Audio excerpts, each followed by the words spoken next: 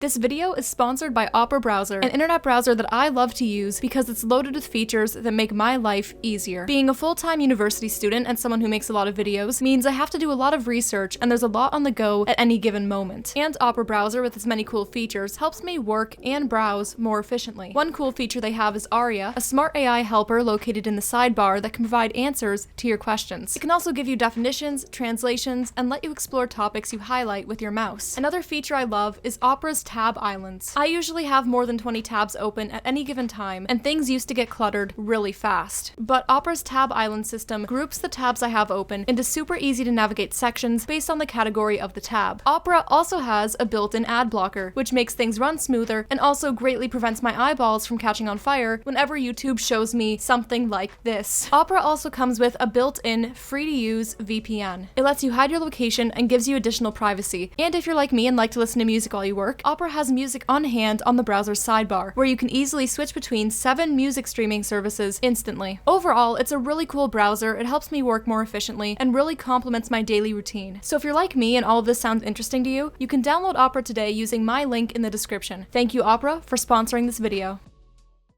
Every day, an ancient evil gets reborn on TikTok, trying to wiggle into people's brains and make society just a little bit worse. The latest rising trend on the platform that doesn't seem to be going away is looksmaxxing, a trend that encourages people to max out their looks and try to look the best they physically can, which is something that may seem fresh and new with good motivation, but it actually has a history of being created years ago in the deepest pits of incel hell. Now, of course, trying to reach your maximum potential with how you physically appear to others in itself is not a bad thing. It's natural people want to improve. However, a self-improvement ideology that originates from the most out-of-touch, self-deprecating corner of the internet probably isn't a good idea. Some people in the looksmaxxing community use the word looksmaxxing as a buzzword, but only adhere to surface-level beliefs on self-care. However, the people who are more likely to call themselves looksmaxxers are less likely to be chill about the whole self-improvement thing, and instead adhere to incel tendencies. They place an entire person's value on how good they look, and they've simultaneously become out of touch with what the average person actually looks like. Their specific image of what looks good is so insanely out of touch that a lot of them think actors such as Tom Hiddleston, Ryan Reynolds, or Jacob Elordi are actually incredibly ugly. And they've also normalized the idea of just telling someone who has an average-looking face that they're unsavably ugly and should cease existence by rope maxing. Since they believe that your worth is almost entirely tied to how good you look and that there's only one specific way to look good, they've gotten very desperate in their attempts to look better. One example of this would be the fact that many in the community have practiced bone smashing, the idea of trying to gradually destroy the bones in your face so they reshape themselves over time, which is not only not backed by evidence, but also just hitting face with hammer, not good. Unhealthy behaviors such as starve maxing are also trending. And there's also lots of scams exploiting people's insecurities that have been trending in the community and have been alarmingly profitable. To understand all of this further, we must first start by examining the mind of the looksmaxxers. Now, the first thing we need to know about looksmaxxers are the terminology they use in their natural environment. The most popular word being mewing, which is the act of pressing your tongue to the roof of your mouth in a certain way to try to sharpen your jawline. Another popular term is mogging, which is when someone is more attractive than another person, that their mere presence is supposed to make the other person look bad. Good-looking person is the mogger, the person who looks less good is getting mogged. Now, the looksmaxxing community has decided to label a bunch of minor facial features as either objectively good or bad, micro features that people really don't care about in the slightest, such as canthal tilt, which is basically the tilt of your eyes. According to them, a positive canthal tilt is what you should strive for, a neutral is fine, and a negative canthal tilt is apparently worthy of death. It's part of your natural face structure, so to suggest that a person is inferior and hopeless because of their eye angle is incredibly gross. In the same category of eyes, there are terms prey and hunter eyes. And to break it down, prey eyes bad and weak, hunter eyes strong, and get women. Again, this ideology originated from 4chan incel spaces, so a lot of the beliefs around what looks good and what looks bad are based on the idea of getting women, and believing that women are simple-minded machines that operate from a single code of what's good and what's bad. They believe that you will die alone if you do not have this specific set of features that women are apparently looking for. And it's clear they have no no idea of what women actually want. Since Timothée Chalamet, a pretty popular actor right now that has a lot of female fans who crush on him, has both the loser prey eyes and loser negative canthal tilt. So yeah, there's the incel angle of looksmaxxing that a good part of the community takes. The other side of the looksmaxxing community is pretty tame, since it's effectively just self-care turned Sigma. Just self-proclaimed Sigma males rediscovering the concepts of basic self-care and hygiene, saying, maybe you should wash your hair with shampoo and take care of it. Hair maxing. Maybe you should have a skincare routine and wash your face. Skin maxing. Try to get a good night's sleep so you look healthier. Sleep maxing. Due to everything that's been previously mentioned, looksmaxxing has mainly been a thing for men. However, on TikTok, it started becoming a little more gender neutral, with women's looksmaxxing also becoming a thing. And looksmaxxing trends have spread to women-focused glow-up community spaces. Now, a thing a lot of these accounts do is they take one of their followers and assess their looksmaxxing potential, which sounds really brutal. But at least in this scenario, the person asks to be rated. However, a lot of them will just provide a full analysis of someone else's face without asking. Usually this is done with someone who's well known, but something I feel that's a bit worse than one of these accounts analyzing a celebrity is the fact that some of them analyze random people with a much smaller following than them. So now there's the added problem of a power imbalance. On the women's side of things, in one of the looksmaxxing adjacent spaces, here's a TikTok with over 700k likes by a creator replying to someone, giving them a step-by-step breakdown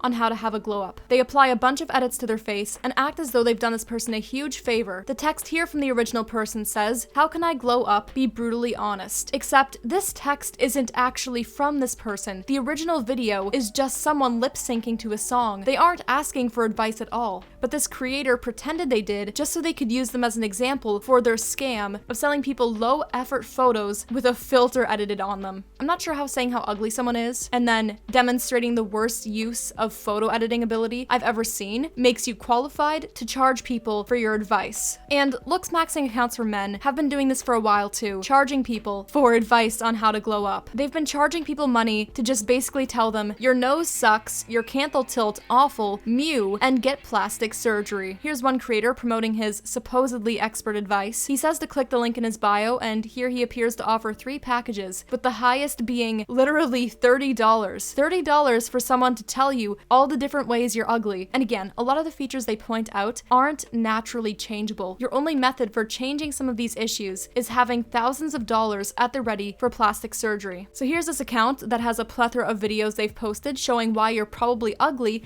and need to buy a custom looksmaxxing plan. Well, you know what? I'm feeling a little moggy today, alright? I'm gonna mog on some people. So I'm gonna check out his link in bio and hopefully not get a virus. So first thing I see is Christian Bale only rated a 7.5 out of 10. It's just game over for me. If Christian Bale, American Psycho Patrick Bateman, Original Mogger, and Mew Master is rated at 7 out of 10, then there's no hope for me, or any hope for anyone. So let's see what packages he offers. There's 3 of them starting at $12 and going up to $30, and the $30 package has a lot of things here, including analysis of your facial strengths, with strengths being spelled wrong. And we also have style tips here, which is a bit absurd because you're going to be paying for style tips from someone who doesn't leave their basement. Unfortunately, given the amount of views he has and the general success of Looksmaxxing Scams, I'm gonna guess an unfortunate amount of people have actually bought this thing. Now, a scam that is successful in the Looksmaxxing community is the use of monthly subscriptions to online Looksmaxxing schools. Here's one of the universities. On the surface, it has only 13 reviews. It looks like it's not successful, yet when I joined the server, I was shocked. See, they charge you $30 a month to enroll and get access to all the channels. And when I looked to see how many people bought the role, I felt my soul leave my body. In the premium role, the one that costs $30 a month, there are 364 people actively paying for this. When you multiply that by $30, it shows that this server is making over $10,000 a month, which is $10,000 too many. Now, the most infamous school for Looksmaxxers, school being a word used lightly here, is Mogwarts, led by popular creators in the Looksmaxxing sphere. It costs $40 to enroll into Mogwarts monthly. And here they've said it's a steal because Mogwarts is supposed to actually be worth $12.50 a month. The other university was making $10,000 a month. It's impossible to know just how much Mogwarts is making because they're not releasing all the information. It's substantially more popular, so I'm gonna guess that their amount of profit is staggering. They have a leveling up system where you can apparently earn free rewards, and a scholarship system if you can't afford to get in. You know what, I gotta give it to them. It's thematic, and it's like capitalism maxing. For someone to pay $40 monthly for no real service other than just to be in an echo chamber bouncing around the idea that appearance is everything, it's sad. For insecure people at rock bottom, they're really desperate for any sort of solution, so these end up being really profitable. There's also just a general lack of psychological health in the community. Like, some people, again, are turning to unhealthy tendencies, such as starve maxing. A lot also turn to eye pulling and other various methods of unhealthily stretching out your face that probably don't do anything other than maybe give you wrinkles. But really, I mean, unhealthy behaviors are just running rampant in this community that on the surface is supposed to be about having a glow up and focusing on self-improvement. Given how algorithms work, lots of people who enter this community are going to be shoved further and further down the looksmaxing rabbit hole, learning more about the incel ideology that formed it and forming negative views on themselves and others. And it's frightening how normalized a lot of these ideas have become. It's like they don't know what the average person looks like or what the average person wants. Overly attaching your self-worth to appearance is an unhealthy habit that will set you up for inevitable disappointment. Perfection is impossible because there's always going to be something you can find and label as wrong. Beauty trends fall in and out of favor, and your looks change over time. People get wrinkles when they're older, skin sags. Looks aren't permanent. Focusing on motivation that comes from a desire to do better for yourself and not just focused on what other people will think of you is important, as your connection with yourself is the one true constant you're going to be stuck with in life, because people and trends come and go. It's concerning to see the normalization of incel ideology being woven into the concept of self-improvement. But I can't say any of this comes as a surprise because TikTok's always been a place full of brain-eating worms. And despite the best interest of society, TikTok will probably continue worm maxing. But yeah, thanks for watching. If you like what you see, you can always stick around on the channel, like or subscribe. I also have channel memberships, a second channel, and social media you can check out if you're interested. Thanks for watching, and have a great rest of your day.